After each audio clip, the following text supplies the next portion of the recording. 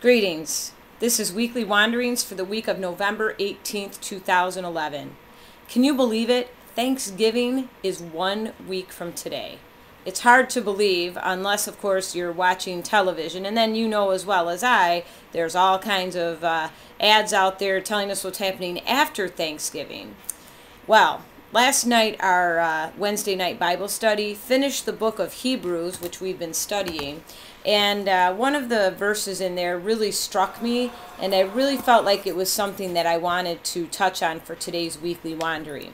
So I want to read to you from Hebrews 13, the first two verses, and then verse number 5.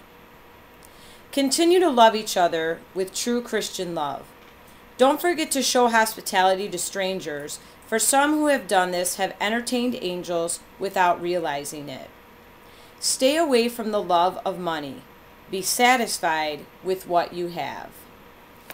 Well, if we know anything about this holiday season, it certainly is that the media, and in particular the commercials that we watch, certainly don't want us to be satisfied with what we have. Because if we were satisfied with what we have, then we wouldn't need to buy more stuff that they advertise, right?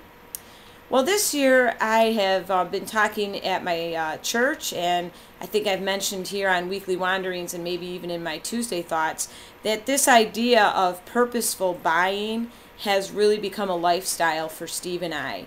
And that verse about being satisfied with what you have is something that has really come to pull at my heart for the last several months. Now, you might say that this happened because we have a son who's now a college freshman, and we've chosen to help him with his schooling. And as you can imagine, if you have a student in college, or if you had, or if you're looking toward that, you know that the costs are pretty high. And so for our family budget, we needed to make some tough choices on how we spend our money. Well, I was thinking about that just today when I was at the grocery store and decided that, I really just wanted to help a particular charity in our area that I know really needed the help. And I went to the store and I spent very little money, really, out of what I have to buy some items for Thanksgiving baskets. And it occurred to me as I loaded those things into my car how little that really hurt me, so to speak, in terms of my finances. And I realized how much it was going to help someone else. And I started to think, what would it be like if instead of all the catalogs that we get and we buy things that we don't really need anymore, what if instead of that we started to look around at the organizations and the people that God places into our lives who are in need, and we help them instead? I don't know about you, but I don't need one more knick-knack on my shelf that I have to dust. I don't really need any more clothes to wash. I don't really even need money at this point, unless it's money that I can give to help someone else. So I'm really taking seriously these words that the writer of Hebrews speaks, to really stay away from the love of money and be satisfied with what you have. I can honestly tell you today at about 2 o'clock on November 18th, 1 week before Thanksgiving and roughly 5 weeks before Christmas, I am more than satisfied with what I have. I have what I need because my God, my awesome God, sorry Roy, has totally provided everything I need. He said, as it continues in Hebrews, that He'd never fail or forsake us, and I know that that is true about God. When I've needed money for something in my family, really needed it, not wanted it, but needed it, God has always been there to provide for us.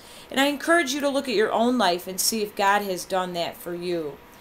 I want this holiday season to be something different for our family. I want it to mean something. And I want it to have meaning that is long lasting, not something just right here in the moment. So we've been talking to our kids about that. And surprisingly, or maybe not so surprisingly, because they've seen us actually modeling it, my kids' Christmas list is so short and so full of things that, are things that I know they'll use and things that don't cost a lot of money. In fact, my daughter put something that cost a penny. Can you believe that? So brothers and sisters, this week as we sort of enter into this high gear holiday season time, I want to encourage you and your family to think about those words from the book of Hebrews, to stay away from the love of money and to be satisfied with what you have. How is God calling you to use what you have to help someone else so that your satisfaction rises because you've helped someone else and maybe you've gotten rid of something that's been holding you back? Thanks so much for listening, everybody. Have a great day, and may God bless you.